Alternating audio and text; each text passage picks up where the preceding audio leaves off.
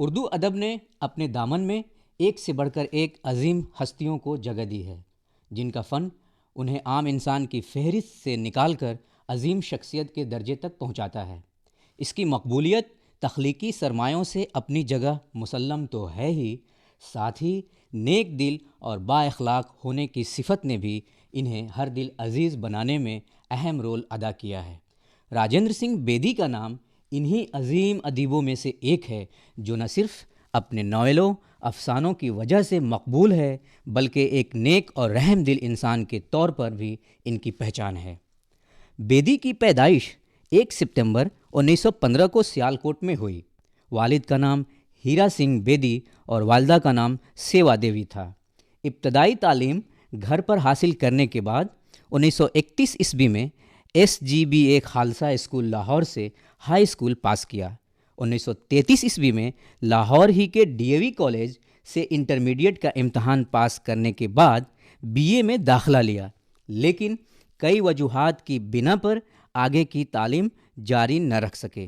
باوجود اس کے فوراً ہی ان کی ذہانت اور تعلیمی ذوق و شوق کو دیکھتے ہوئے ملازمت کے لیے آفر آنے لگے۔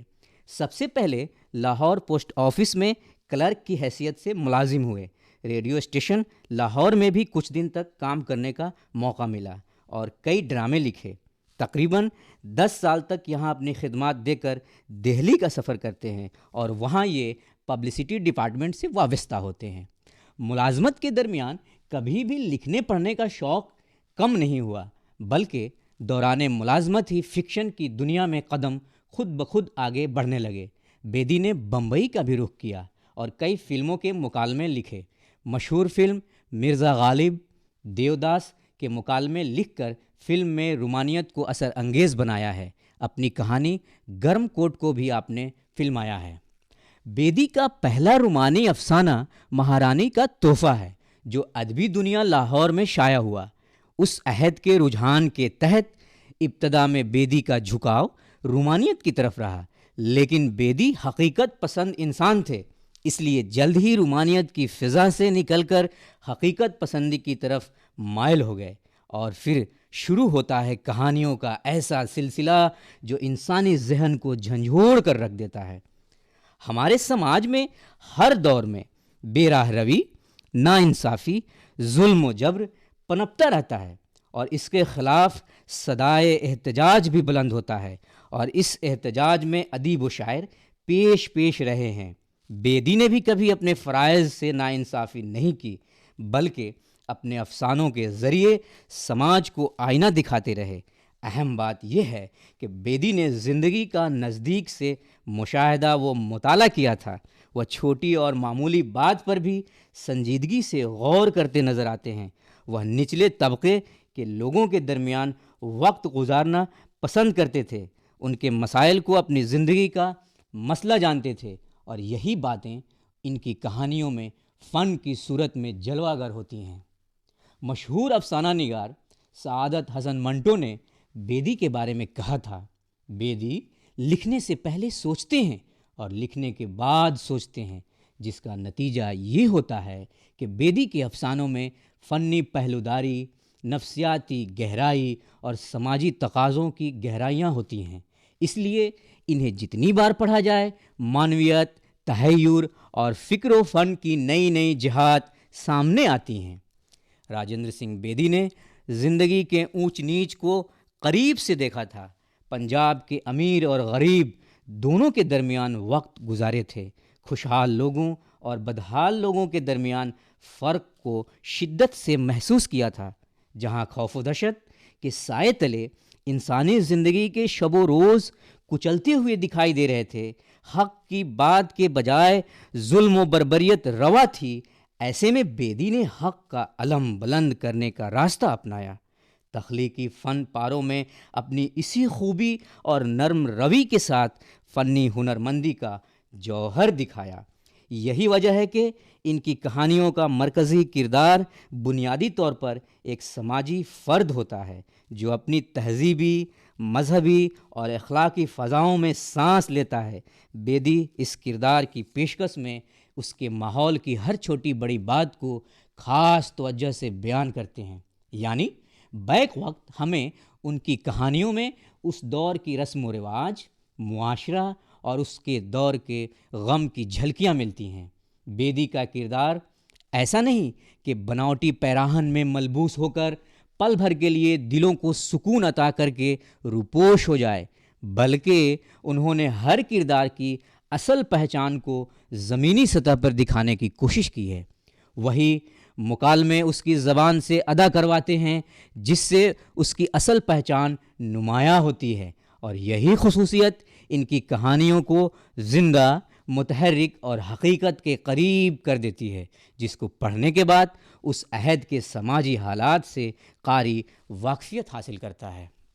بیدی نے کبھی داد و تحسین حاصل کرنے کے لیے کچھ نہیں لکھا، بلکہ انہیں سماج کی اندرونی برائیوں کو بے نقاب کرنے میں لطف آتا ہے، اور یہی ذوق بڑھتے بڑھتے کب ان کی پہچان بن گیا انہیں خود بھی پتہ نہیں چلا۔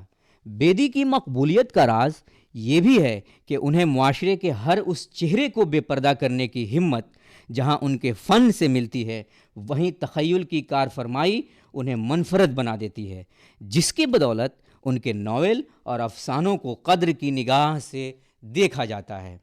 راجندر سنگھ بیدی ترقی پسند تحریک سے متاثر رہے اور اس سے وابستہ بھی رہے، اس لیے زیادہ تر ان کے افسانوں میں غریب و مظلوم طبقے کی حمایت کی صدائیں سنائی پڑتی ہیں۔ حالانکہ بیدی نے اس تحریک کو اپنے پاؤں کی زنجیر نہیں بنایا، بلکہ فکر و فن کے اعتبار سے اپنے دامن کو وسیع رکھا، اس لیے ان کا منفرد لب و لہجہ اور ان کی فنکاری کسی خاص عہد اور مشن سے مخصوص نہیں ہے۔ ان کے افسانوں میں ہر طرح کے رنگ و آہنگ کی آمیزش دیکھنے کو ملتی ہے۔ وہ زندگی کی چھوٹی چھوٹی باتوں کو اپنے افسانوں کا موضوع بناتے ہیں اور پھر انہیں اپنے فن کے ذریعے لازوال بنا دیتے ہیں۔ بیدی کی فنکاری کی ایک خوبی یہ بھی ہے کہ وہ کردار کے عمل کے بجائے اس کی فکر پر زیادہ توجہ صرف کرتے ہیں۔ یہ انسان کی نفسیات کا مطالعہ کر کے اس کے قلب میں اتر جانے کا ہنر ہے جو بیدی کو بخوبی آتا ہے۔ یہی وجہ ہے کہ ان کے افسانے حقیقت کے رنگ میں رنگے ہوئے نظر آتے ہیں، جہاں انسان سے زیادہ انسانیت، ہمدرد سے زیادہ ہمدردی اور محب سے زیادہ محبت کے فرائض کی آئینہ داری ملتی ہے۔ بیدی اپنی کہانیوں میں آرزوؤں اور تمناؤں کا خاص خیال رکھتے ہیں۔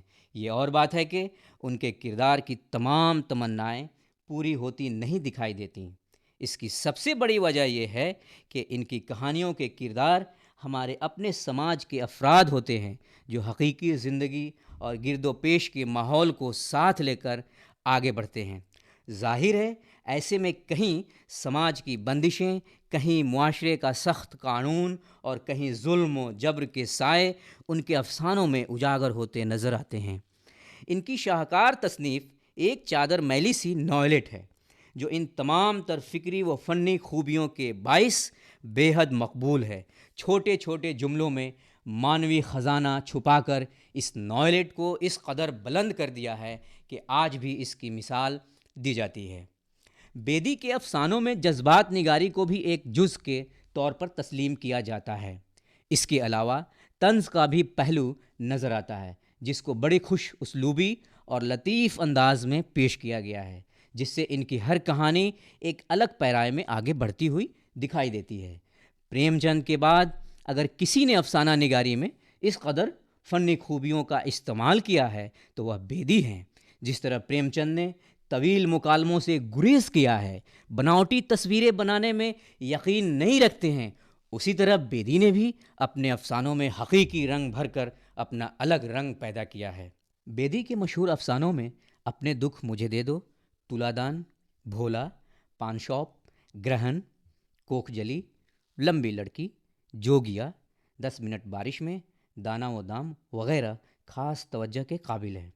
بیدی کی زبان صاف، سلیس اور رواں ہے۔ تصنع اور غیر ضروری آرائش سے ان کی کہانیاں پاک ہوتی ہیں۔ ان کی تصنیف ایک چادر میلی سی پر 1965 عیسوی میں ساہتیہ اکیڈمی ایوارڈ ملا ہے۔ 1972 میں ان کو پدم شری سے نوازا گیا ہے۔